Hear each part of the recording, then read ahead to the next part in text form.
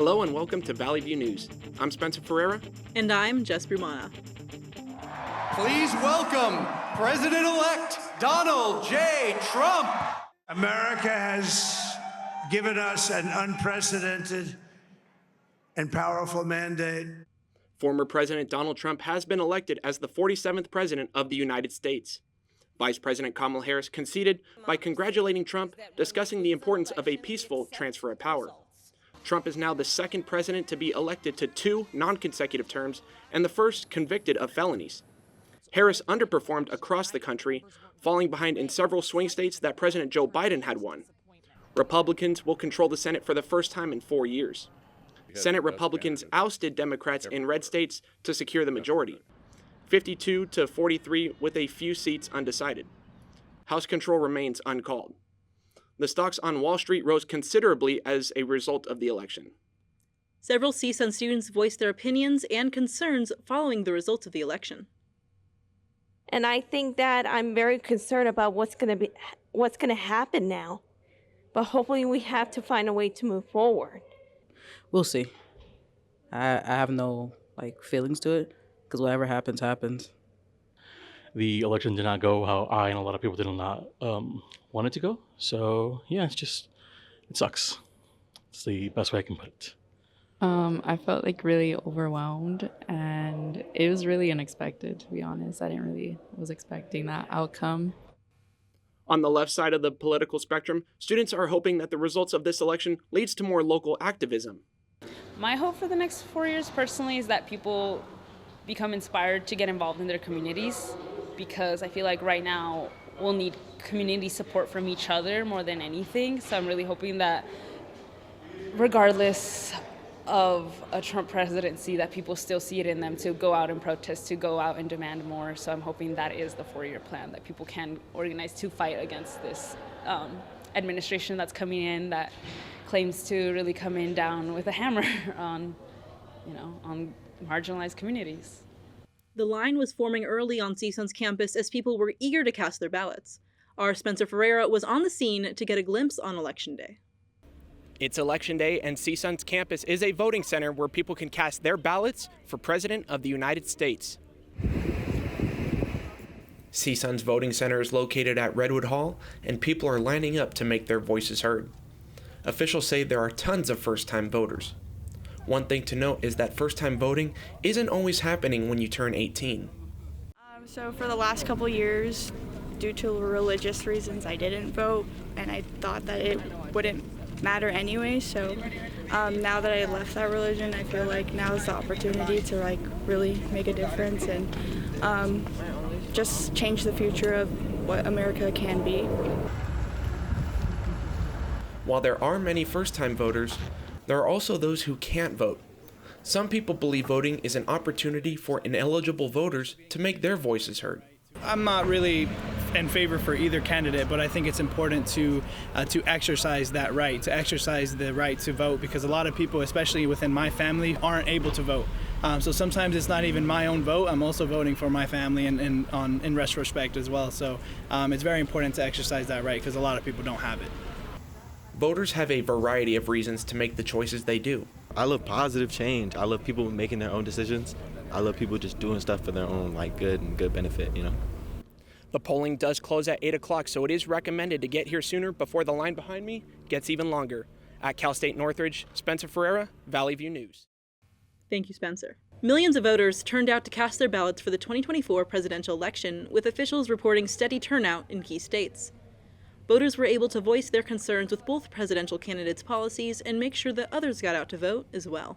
Yeah, it's a very important election. It's important that everyone gets out and votes, and I think that there's a lot riding on this election. So it's very important that everybody gets out and votes. I think the way people have been attacking each other is horrific, and I think we need to learn to love our country more than we hate a candidate. Polling centers opened as early as 7 a.m. and closed at 8 p.m. Several voters also voiced their thoughts on how this election compares to past elections, as well as how the outcome will affect them. I did my own research.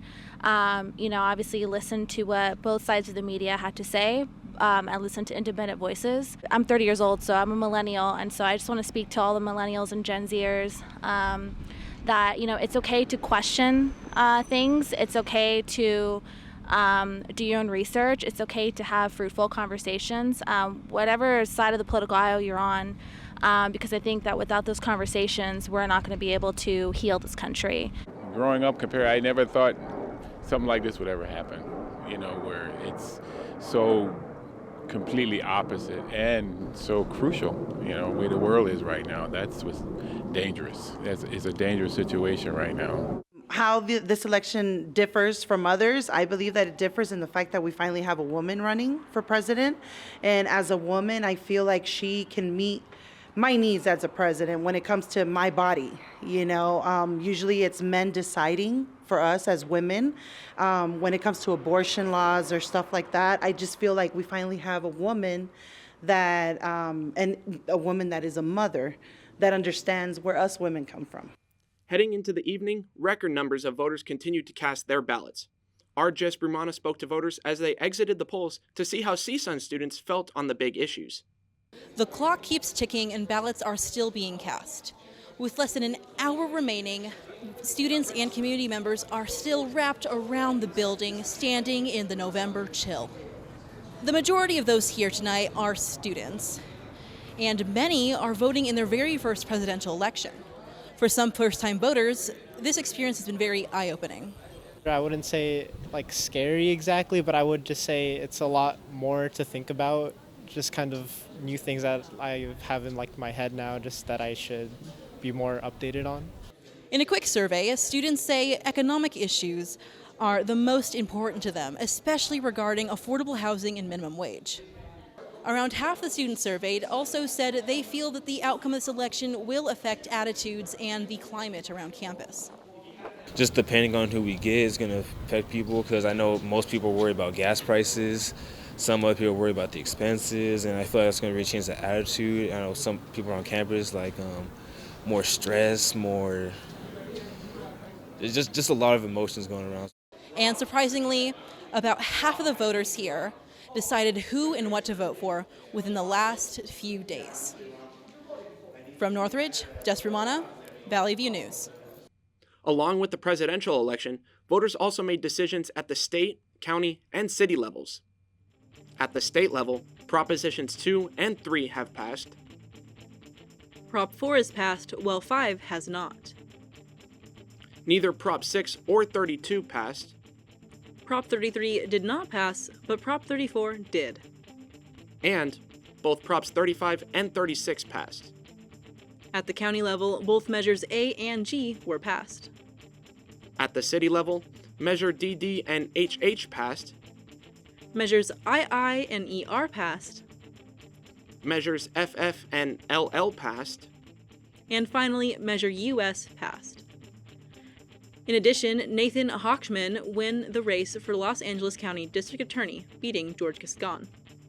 Adam Schiff defeated Steve Garvey for the U.S. Senate seat. There are many community election workers to make every election day run smoothly. Some workers said they saw long lines throughout the whole day. Hundreds and hundreds. A lot of people have been through. I don't know what the full count is, but line's been long for several hours. Yes, I voted by mail weeks ago. First or second weekend after getting the ballot, I spent 6-7 hours filling it out, sent it in. As we reflect on this year's election, something to consider is how media and politics will evolve after the outcome of this year's election. Our Tony Santos sat down with CSUN's head of the Entertainment Media Management Program, Todd Holmes, to get his reaction on this year's election. So we're sat here with Dr. Todd Holmes. Mr. Todd Holmes, thank you for joining us today. Well, my pleasure. Thank you for having me, Tony. Yeah, so appreciate it. How's your day today? Oh, it's great. It's very good. Very good. Busy day, but good. That's great to hear. Well, we're going to dive into this right now. How do you think media coverage has shaped voter behavior this year? And do you feel it's had more influence compared to past elections? Well, I think it's interesting to consider it because things have really changed certainly over the years. I mean, now there's so many specialized and niche media sources now that people go to. So it's certainly, things have definitely changed a lot since then from when I was in college and such back in the 90s. So it's interesting though to see those changes and how people get their news a lot of their political news and things from podcasters and from very niche specialized sources, as well as mainstream. I think particularly a lot of your middle-aged or older people are still relying a lot on your major network newscasts, myself included. I watch network newscasts every night. I watch usually NBC, Nightly News, Lester Holt. So for me, that's a good source. I also watch some of the 24-hour news networks. I try to mix it up myself between CNN, MSNBC, and occasionally flip over to Fox News just to kind of get some different perspectives. But I think in today's world, I think there's been a lot more, particularly with younger voters, a lot more influence of podcasters and of very specialized news services. So I think the landscape has really changed, and the information that is out there then I think is obviously then more varied than we've had in the past, and I think that certainly had an impact certainly on the election results that we've seen. Yeah, okay. Well, I guess just to build off of that, based on your experience in audience research, have you noticed any key trends in how different demographics are engaging with election content? Yeah, well, I would say some of what I was just saying there. I think a lot of your younger viewers and such, younger audience members are going again more to these specialized sites. They're just not as interested as much in seeing the longer form news content. So they are going to these podcasters, and they feel like too that they have this relationship sometimes with these podcasters, and they can really feel in some ways the level of trust they might feel might be a little bit higher. And I think that's drives a lot of it, that level of trust that people go to certain sources for. And I think that includes myself, I think anyone else really, that you feel that news source sort of aligns somewhat with your values and your outlook on life. But of course that can be problematic too, because sometimes it makes it that much harder for us to see the bigger picture and to view things outside of sort of, what some people refer to as echo chambers, where we're hearing a lot more of the same. And certainly social media and algorithms with social media even help propel that even further and have us all sort of a little bit more not exposed maybe to as much differing viewpoints or the opposite viewpoint maybe that we might have.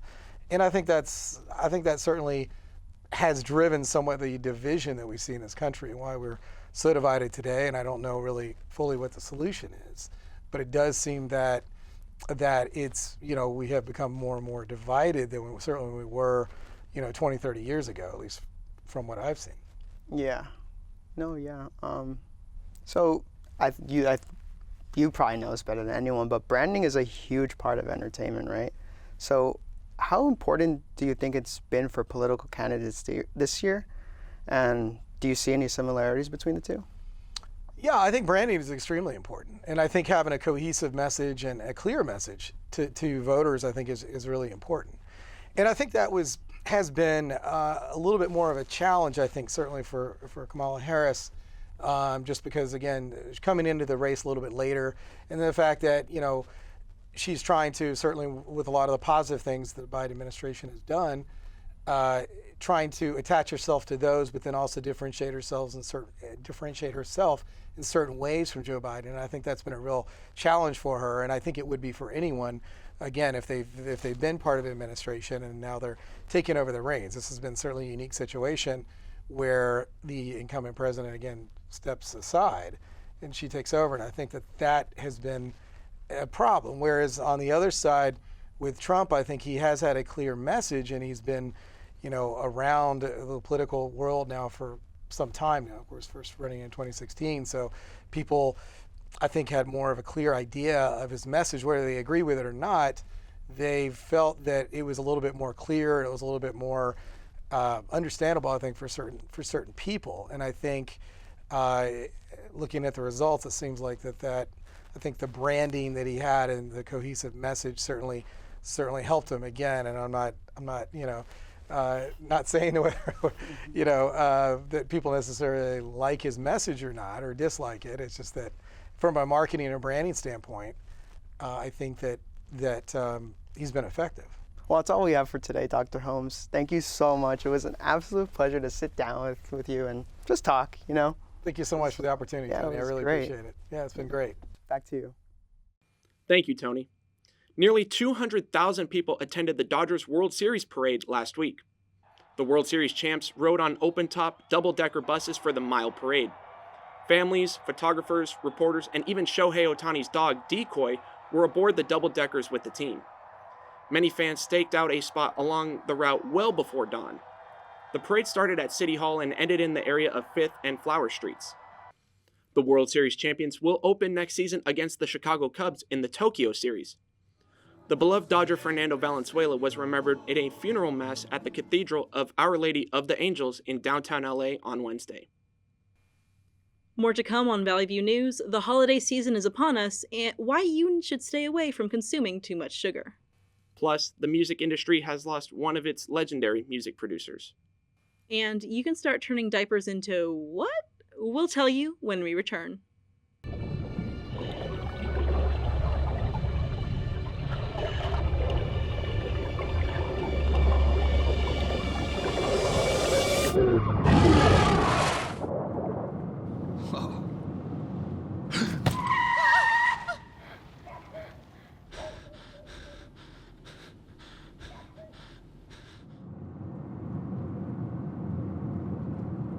Eyes forward. Don't drive distracted. I'm an ex-drug dealer, and I'll be your sub today.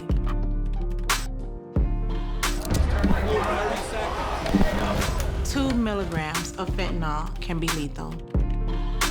A lethal dose is in here. Who gets it, I won't know. It's cheap, it's potent, and it's profitable. The sad reality is, fentanyl is being mixed into everything now. More kitchen now.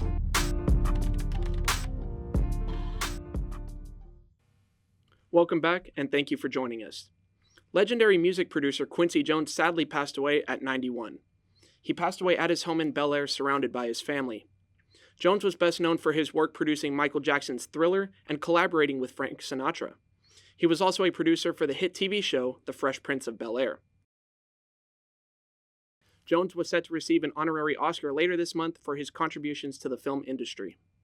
Longtime Chancellor of College of the Canyons has filed wrongful termination claims against the college and the governing board.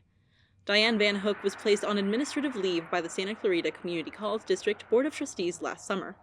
Van Hook claims the decision was motivated by a campus climate survey given to all college employees. In the confidential survey, nearly 1 in 5 respondents said they did not feel welcomed at the college and mentioned an underlying fear of retaliation. Van Hook's attorney alleged the Board of Trustees did not do any further investigation of the survey results. She was chancellor for 36 years. Community members had the opportunity to participate in a 5K and 1K race on an actual functioning LAPD training facility last weekend.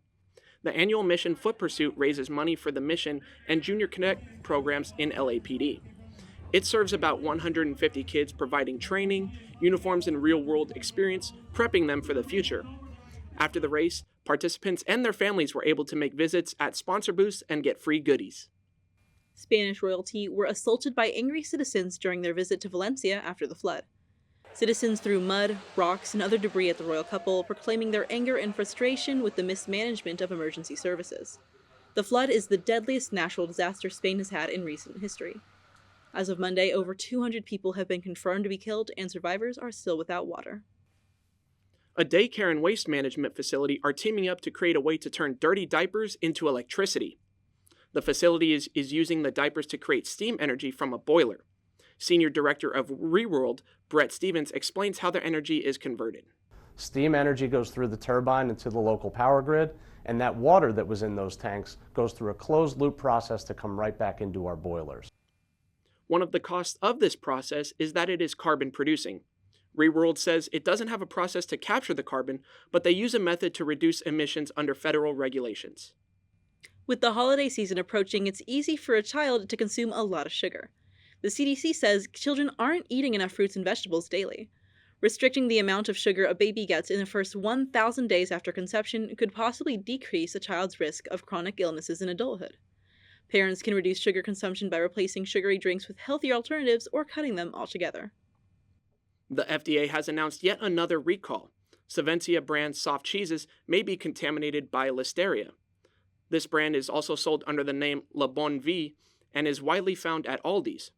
If you have purchased brie or camembert cheese from this brand, you may be eligible to receive a full refund. Actor Robert De Niro kicked back with Philadelphia Eagles fan at their recent game against the Jacksonville Jaguars. He joined the tailgate to endorse Vice President Kamala Harris and promote her campaign in the battleground state of Pennsylvania. De Niro's hit the campaign trail for Harris in the past. While De Niro is from New York, he's acted as an Eagles fan in the movie Silver Linings Playbook. Kim Kardashian wore Princess Diana's vintage cross pendant in public for the first time to the LACMA Art Plus film gala last weekend. The reality star styled the necklace differently. Instead of having the pendant on a long chain, she made it into a shorter piece that sat on her chest. The pendant features square-cut amethysts and circular-cut diamonds, totaling at 5.25 carats. Kardashian bought the pendant last year for nearly $200,000. I mean, that pendant is beautiful, wouldn't you say? Absolutely. I guess it's what the kids call these days a lot of ice. That's cool. I also was at the LACMA the other weekend, not at a celebrity-sided event. I'm not cool enough for that. But what is cool is the weather. Really? Let's check in with our weather anchor, Alexa Kosten, to see this local forecast. Yeah, Spencer and Jess, we are going to be experiencing some of those cooler temperatures this week. Taking a look at our Southern California weather, we already got a preview of the Santa Ana winds last month, but we will be experiencing a high wind advisory this week due to those Santa Ana winds. A red flag warning is being issued due to these winds, which will be in effect until Monday evening. Winds are expected to reach up to 60 miles per hour today and will start to die down midweek, but won't fully clear out until later on this week. A fire weather watch is also being issued through the end of this week as the temperatures are strong and the winds are grounds for creating a dangerous fire hazard. Taking a look at our weekly weather forecast, the temperatures are looking pretty great and will be on the cooler side. We're going to be seeing some record lows heading into the evenings this week, but overall temperatures will stay pretty consistent throughout the week. Let's take a look at what we can expect. The valleys can definitely expect highs in the low to mid 70s and lows ranging from the high 40s to the low 50s. We can expect similar temperatures heading inland with highs ranging from the low to mid 70s and lows in the low to mid 40s. Looking at our California beaches, expect more of the same with highs in the low to mid 70s and lows in the low 50s. Heading downtown, highs will be in the mid 70s with lows in the mid 40s to the low 50s. Overall, it looks like we're going to be seeing some nice fall temperatures as these winds start to die down later in the week. When we come back, LA's pro football teams find success and also our college football fight to stay alive for bowl season. Stay with us.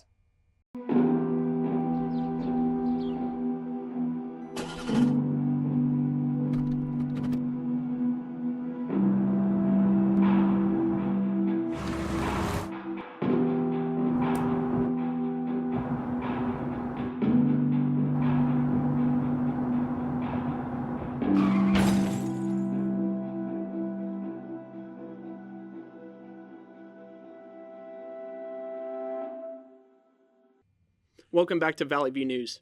Now, we talked about the World Series parade earlier, but we got to detail the games. Jess, did you happen to catch the World Series game? I did not catch the game, but I was at In-N-Out, and then someone yelled, "The Dodgers won!" And then everyone screamed, so that was enough celebration for me. It was pretty crazy in downtown LA, but so were the games. More with our sports anchor, Charlie Gonzalez. Charlie? Thank you.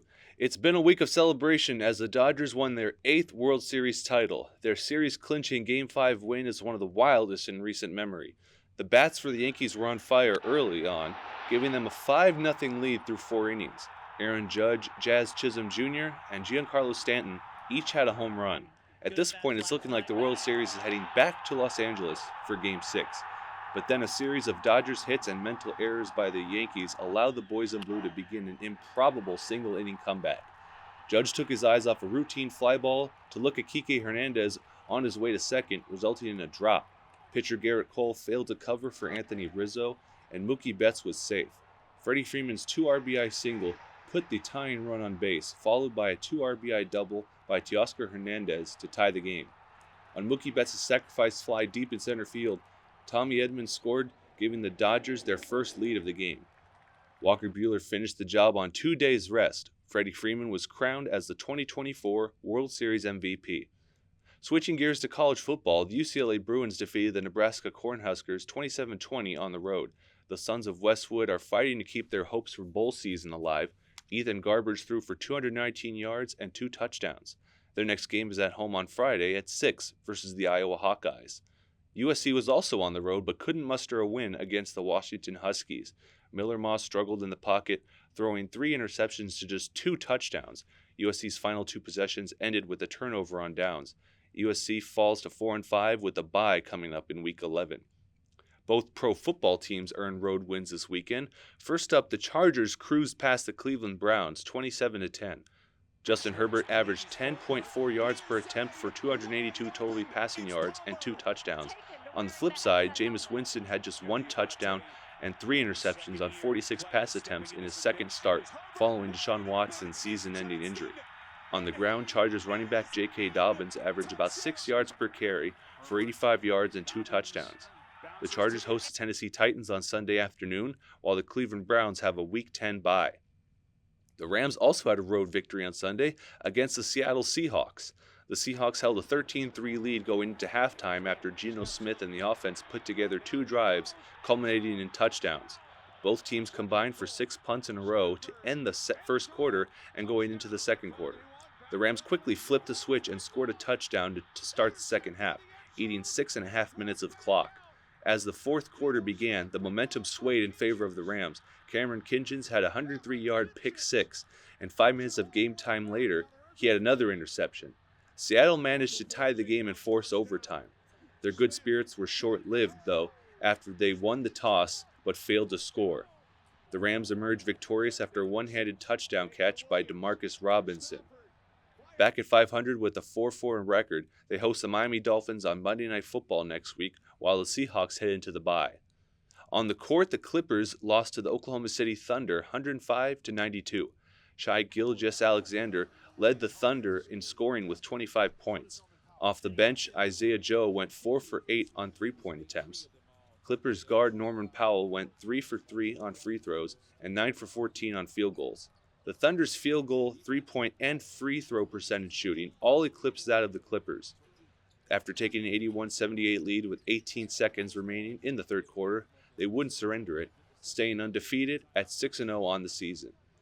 The Clippers host the Spurs tonight at 7:30, while the Lakers are on the road against the Detroit Pistons. And crazy week, I know it's hard to get better than winning the World Series, but a lot of good LA teams right now, they're looking to bring another championship home to the City of Angels in the coming months. Absolutely. For those who want to vacation in Italy, you can bring the vacation home with you. A communications company is selling air from Lake Como in a can. A can of air can be purchased for $11 and contain 400 milliliters of 100% authentic air. It's being marketed as a tangible memory that you can carry in your heart.